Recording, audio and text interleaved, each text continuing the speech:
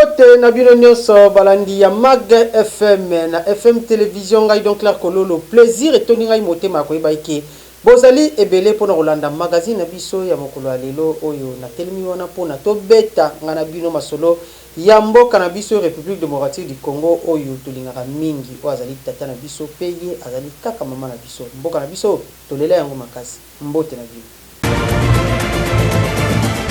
To fungoli basango na biso na eta ya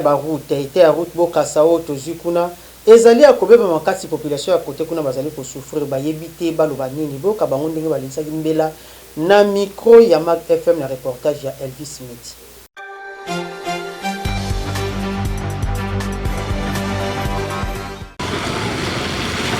Nzela oyo ezali kokabola commune ya Kinshasa pe oyo ya Barumbu epai wapi avenue oyo ezali kobeba mikolo na mikolo ezali kotika ata esika moko te pona ba passager ba kotia lokolo poto eke ezongi nde etikaka toza na kanya makasese to pe na province oyo esika ba konzi ba yebi ata kotia lokolo te. Eta nzela oyo ezali ko pénaliser libre circulation ya ba paisible citoyen alors que ezali nzela moko principal oyo ezali ko mema vers grand marché pe na centre ville ya Gombe. Ti mokolo oyo mokonzi ata moko te ya ville province ya Kinshasa ayebi kotia liloba to pe makolo na ene oyo esika pona kotala condition ya impraticabilité pe pasi ya population oyo bavandaka esika oyo mingi bato bautaka na ba commune mususu pona kokota centre ville misusu na tina ya koteka misusu pe na tina ya koya misala kasi ezali condition moko ya pasi oyo ba population bazali ko vivre na tang oyo surtout ya bambula.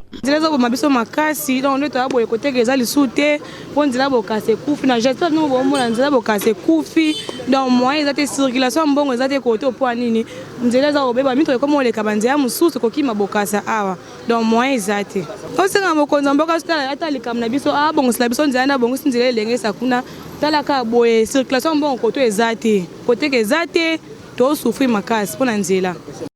To simba que population ezali na pasi ya kotambola pe mituka ezali na pasi ya koleka na nzela o surtout na avenue Bokasa bondi melangai on dirait kaka ezalaki nde likamo susu na tango ya bambula oyo. Na lolenge makambo ezali kokendele population azali kaka na posa se moko projet à 145 territoires o ezalaki na ba province mosusu esenge monisa misala na yango na ville province ya Kinshasa o ezali miroir ya République démocratique du Congo mingi awa na centre ville et pai wapi projet Kinbo Peto ezali kotambola kitoko na gouverneur Gentini Ngobilambaka. Rompoenga bapeza épargné te na nzela nango ya bypass ezali mabe makasi libulu awa salite solo population azali ko souffrir makasi ya ebite alobani.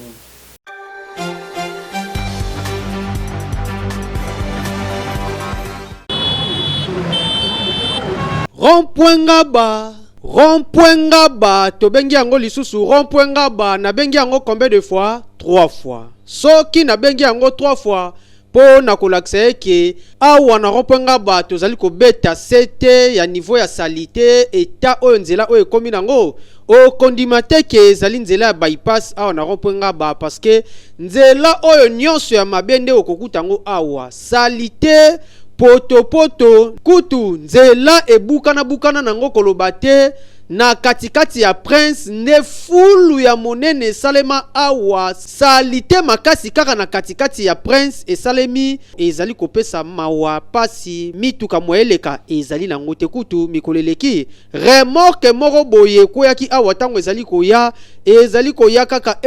chofa ebaki te orke place wana mama na libulu esalema kasi poto ezipi yango akotisa kaka pine boye ebendi ye remorque koye rezma ezalaki nango pe na butu esalaki ba dégâts te kasi soki ezalaki na moi en plus na lo moto oyo ezalaka awa na rompoenga ba na salite na ba poto toyebi kelinga osala ba dégâts makasi boyoka bango moko bana ya rompoenga ba pe population ndenge balobaki. Vraiment je n'ai pas molé to comprendre te nzela oyo banda baloba do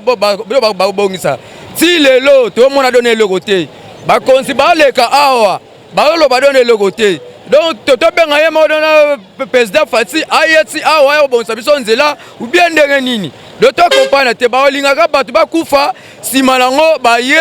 ba yo bima bo ba yo kuna ro bibembe wana biso to vivre na sima na bino a part nzambe Mais boya au sala propriété na bypass route numéro 1. Jamais rose à la saleté boy. To vivre na saleté, to lia na saleté, to tambola na saleté, talande to sali. Maboko ya muté rose à la boy. Ata mutana samba. Rompo na rompe boy nzela o ezokende ba Congo biloko ezoyebele boye. Nzela baby. Vraiment écoute ce gars accident ba ko yaki chance bato bazala kité. Ba bongela biso nzela nzela za mabe. Mawana pasi komona ndenge nzela o ya bypass ekomi ezali parmi ba route principale nzela o ya bypass euti banda côté ya ba échangeur eleki awa na rompenga ba ekatisi ekoti monga fula yango na ekei kobwaka mati kuna na tadikibala na route de Matadi po ekende nzela ya ba Congo central pe eyela biso biloko awa na ville province ya Kinshasa kasi eta oyo nzela oyo ekomi nango awa na rompenga ba toyebi te bato bayaka koteka awa bato bavivaka kotoyo pe bato bayaka wenze awa soki bazovivre ndenge nini parce que okoki koya na bien mais kasi awa na rompenga ba orobima na maladi na ba policier ya nzela oyo tobenga ba roulage awa po sala musala bien il faut la taboti so aza na boti te akokoka kosurveiller ne mituka te akokoka pe kosala musala na ye te po place akoniata ezali te rompwenga ba tobengaki yango 3 fois po na koyebisa bino bakonzi ke awa match eza mabe makasi soki botali place oyo te toyebi te tokosuka ndenge nini et surtout tangu tozwaki bapaya oyo bayaki makambo ya francophonie toyebi te oyo bando olala kote ya campus seke bando olekisa bango kaka kisela babimisi bango nzela ya mopanzi kuna bakeyimbi bango nzela ya université ti babwakami kuna na campus parce que soki kaka bamekaki kolekisa bango nzela ya romponga bamama na ngai ye image nini balingi bakende nango ya mboka parce que place oyo match eza mabe makasi bakonzi bobeta na autour na romponga ba bobwaka misu kuna botala ndenge makambo ezali tolobela oyo etali transport awa na ville province ya Kinshasa bachauffeur na bareceveur bango bazali kotia prix na ndenge balingi air mosusu omona na ntongo batie prix 1000 francs na après-midi prix ekomi 500 kasi na poko omona bamati yango ntina 2000 to 3000 toyebi te mpo na nini bazali komatisa baprix mpe bazali kopesa prix oyo bango balingi tonda badetail na commentaire.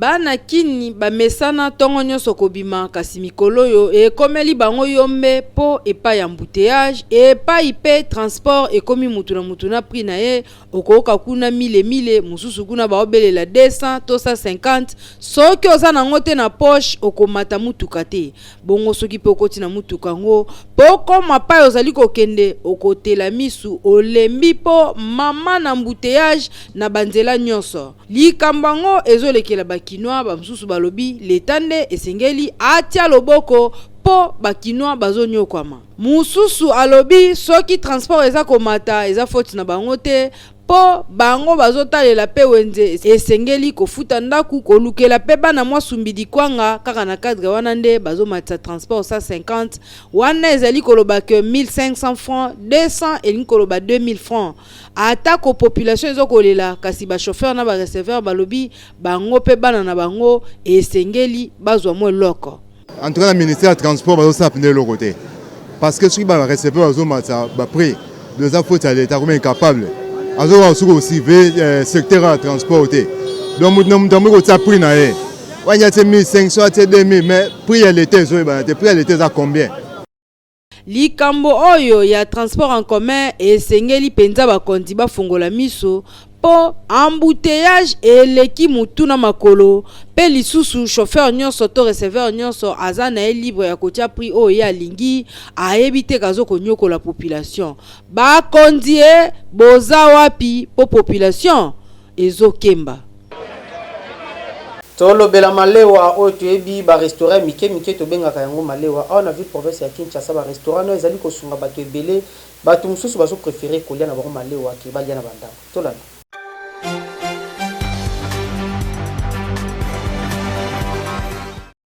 Phénomène malewa na ville province ya Kinshasa ezalaka nango lisusu eloko ya kokamwa te po soki otamboli na ba avenue na ba quartier ya ville province ya Kinshasa oko constate ba malewa ebotama ebele lokola mayebo mutu nyonso azali kotia mesa na ekaka po ateka kasi na ngambo mususu malewa ezali ko permettre ba kinwa oyo bazali na possibilité te ya kokota na ba restaurant ya minene azali na mwa 5000 na ye to mwa 3000 na ye akoti na ye malewa ale mwa loso na madesu na ye twat ale chaka madesu o ba kinwa ba benga kango mura ba cheli ye mwa mura na ye alie aleki nzela kasi ya pasi ezali ke mingi ya ba mama oyo basalaka malewa bazali kosala ngo na ba condition moko ya bien te okomona esika zali kolamba salite atie ba rideau ba kiti kitoko te basani kitoko te oyo ezali kopesa pasi mingi na population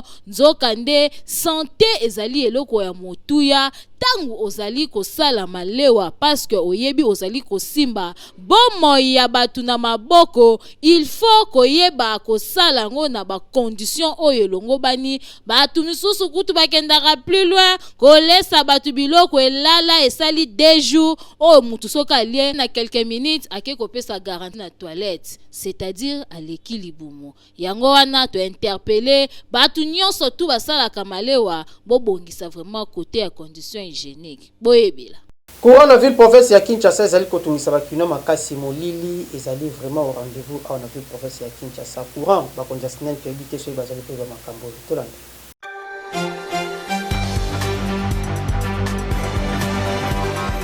na ville province ya Kinshasa bakinoa bakoma konyo kwa makasi na oyo etali courant ba Jean ya SNEL basalaka lisusu musala kitoko te po soki otamboli na ville province ya Kinshasa na ba commune ebele oko constate que mulili ekoma mingi po courant ezalaka lisusu te na ba kote misusu courant ekoma nango ya mari de nuit e ya kakaka ba 1h 2h 4h ekieit boko sutuka na tongo bo courant ezate soki ozalaki na chance ya ko sutuka na ba 1h to 2h ndo komona yango population bayebite basala nini po ebele bafutaka ba facture na bango kasi SNEL na ngambu na bango apesaka bango courant te azali kosala musala kitoko te kote misusu ba câble ya courant ezalaka lisusu kitoko te ekoma kozika zika alors que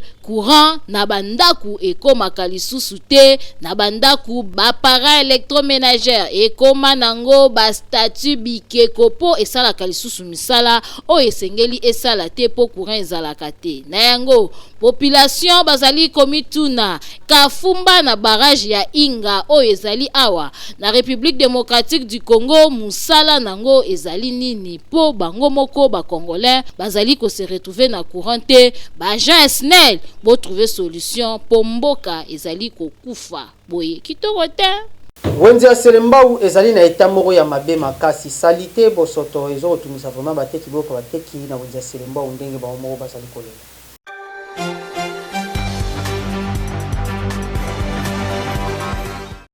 Soki okomi na wenze ya selembao oko remarquer que insalubrité ezali ko battre record awa na ndenge ya kusakana te. Tozali na Prince 24 o ezo relier commune ya selembao na commune ya Bumbu kasi salite moko eza awa pardon. Botala basaki o elali boye na se ezali nango basaki ya fufu masango to kwanga te kasi ezali nde salite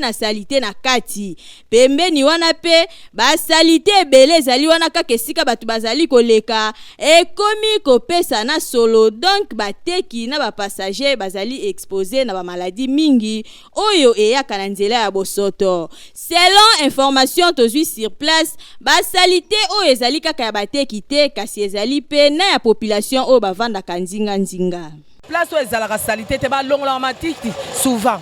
mais tozomona matiti ezouta mupandi ya selemba baya kobwaka yango awa batindaka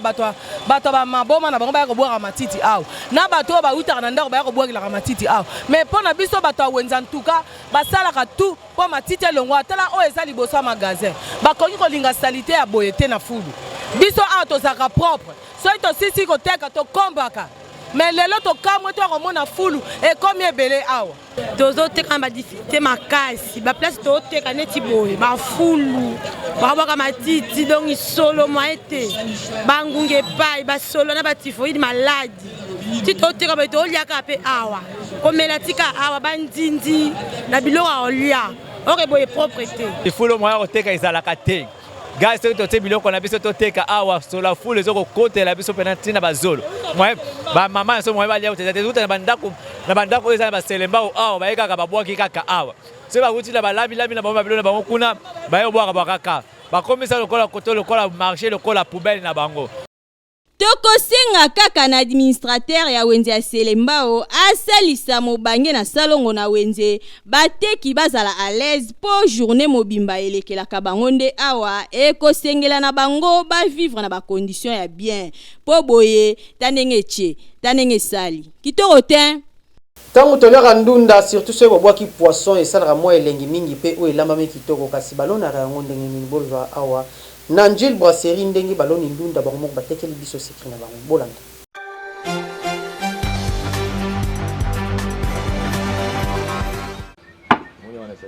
Bakinois balela kolia légumes, ndunda, pondu, matembele, pointe noire, épinard, yango wana, Mike FM ekitaki epai ya baloni légumes pona koluka koyeba ndenge nini basalaka musala oyo po légumes ekomelela biso tina bawenze na biso ya ville province ya Kinshasa. Okataka matiti mingi,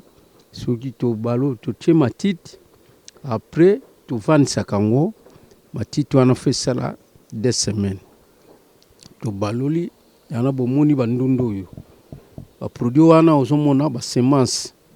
difficulté to zalango ba soutien ezalité to sala na forcément ya biso moko neti boina na 4 personnes na zo songo oyo ba edaka ngai to zana mama izo senga l'état faut à soutenir biso nande na pikoli bo na ke mai na sokoli sima na keteka ndezi wona so mi sote na 30,000 na ko bénéficier pe moi likolo na so ke bimisi moi 10,000 likolo nango.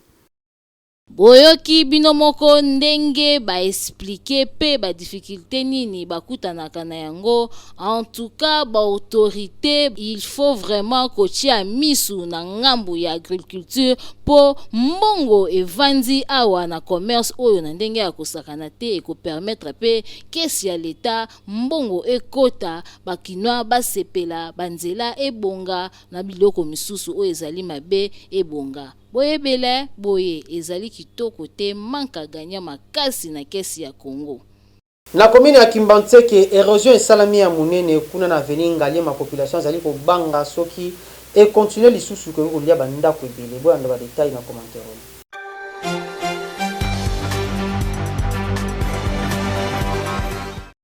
Likambu ya érosion na ville province ya Kinshasa ekoma lokola mbongo ya likelemba kokamwa. Lelo soki oyo alie, lobi oyo kuna pe alie, po soki otamboli oko remarquer ke ba commune ebele ekoma menacé na ba érosion. Neti awa na quartier Sakombi na commune ya Kimbantseke, érosion moko ebotami en tout cas bondimelanga ezali kotungisa population na ndenge ya defate, banda ku ebele déjà ekei kasi esilika kate ezokoba se kokoba. Awa soki kaka mvula ebandi population ya koto yo balalaka pongi ya nguma c'est-à-dire lisu moko ya kokanga moko ya kofungola po bayebite ekozala tour ya nani port ya nzela bakonzi ya OVD basalela biso prince ezanga caniveau pona kolekisa transport na bango ya Sinel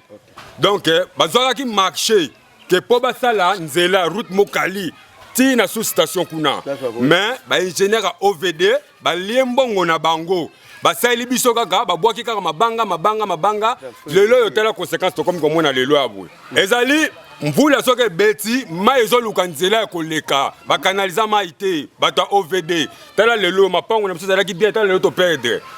perdre mapango tozu na pasi.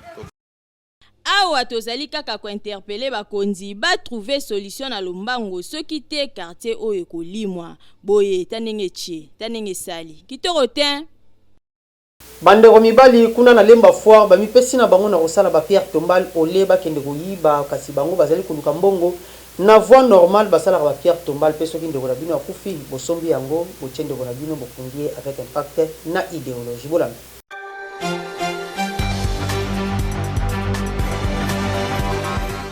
Toujours na cadre ya kalai ngangu kalai technique bandeko oyo baboya na bango koyiba pe koboma ba préféra kosala ba Pierre Tombal awa na Lemba Foire kasi pona kosala yango malamu bazalaka na besoin ya ciment mwelon Caro na vitre après eleki na machine nde bomoni résultat nango ba Pierre Tombali o ya kitoko boye kasi bazali kolela pona ba difficulté o bazalaka nango surtout na o etali biloko ya musala po biloko mingi eutaka na Congo Central ya pasi eza ke ba konzi basungaka bango te babundanaka bango moko na ndenge na bango boyoka ndenge balobaki tobuka ezala ba mwelo to kolakisa bino ba mwelo place ezali tobukango et puis tu to kulango to tche ba vitre après machine to ponsango nde ko maraboye to benga granito tokosenga na bakonzi basunga bandeko oyo po bakoka kosala musala na bango na ndenge esengeli po bazali pe ko former ba jeune ebele donc eza déjà implice na société na biso soki bosungi bango ekosala eloko te. Avenue du commerce kuna na centre-ville na ville ya monene to na zando ya monene oyo esungaka biso mingi kasi avenue wana eza na eta moko ya mabe makasi toyebi te ba autorité soki baza au courant. Twanda ba détail na commentaire.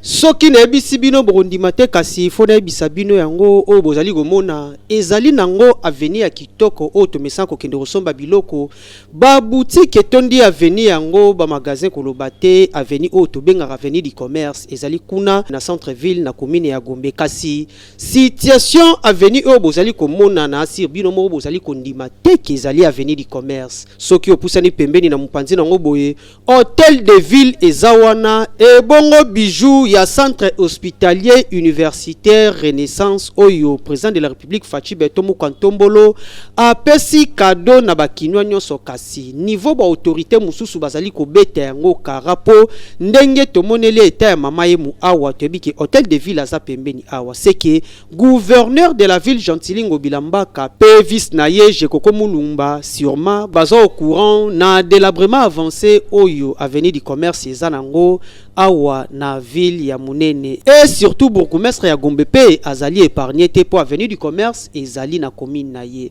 et ba autorité pona nini bozali kolinga toujours bozape misala kitoko oyo président de la république azali kosala awa po bato nyonso baya na hôpital oyo tobengaki ex mama yemo il faut baleka na avenue du commerce surtout bato bazali kouta côté ya Changu limité partie est nyonso ya ville province ya Kinshasa il faut baleka awa na avenue du commerce kasi na eta nango bozali komona bino moko soki olati boot te to olati sachet na makolo te okoleka te po kombo na yo tambola na kati ya mai ba autorité ya ville province ya Kinshasa pona nini bozali kosala bakinwa boye na ba endroit ya boye ezamwa pasi ba congolais bandimelaka bino na ba promesse na bino boyaka nango onga na kosala boye onga na kobongisa boye po avenue du commerce ezalaka nango déjà bien kasi bino bokoti olebo batela bien nango le contraire bobebisi yango lisusu makasi ebongo babisiko eza ya kobeba est-ce que borobongisa yango bakinya bazonyo kwama ba autorité botala likambo ya commerce match eza mabe makasi tokomi na suka ya Mac FM ya mokolo lelo kasi avant to kabwana bino oyo ezali cadeau signé Mac FM et ratarate eza nini page rose bolanda.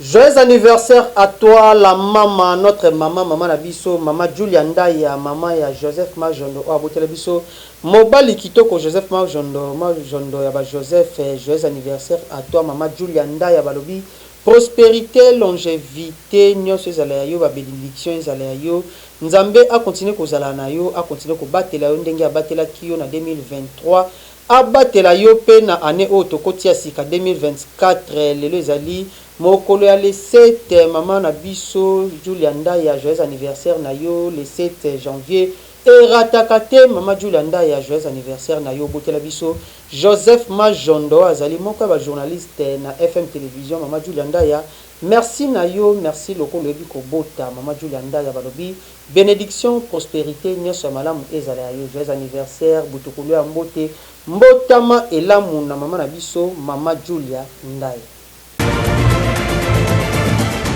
Merci mingi na bino nyonso balandi ya Mag FM na ndenge bozalaki wana bopesaki biso litoi ya koyoka biso pe ya kolanda ba information nini ezokotumisa mboka na biso pe place nini torobongisa pe place nini oyo esengeli to travailler ngo lisusu bien pour mboka na biso et continuer kokende toujours liboso ngai donc la kolo na zana plaisir et que bino lelo pe comme d'habitude vous répondaki présent na rendez-vous na biso o tozalaka nango po tobetaka masolo ya mboka na biso kasi soki bosoki nga kitoko on appelle ça équipe technique na ngai nyonso mbote oyo basali mosala kitoko kabifu kazalaki na sima ya caméra Fonsi Peta azalaki na montage pour d'un Benjamin azalaki kuna na régie finale kasi topesa pe mbote na les promoteurs ya chaîne na biso moto na volonté na yende bozinga boy donc la kolo na banda kuna biso ezali nani ezali papa na biso maître Malou Abeli Cléophas o azali papa ya boboto pe papa malamu oyo ayebi kovanda na bato na ye kasi ngai napesi lisusu mbote na molandi monene ya Mag FM kombo na ye Beni Polesha la mère de deux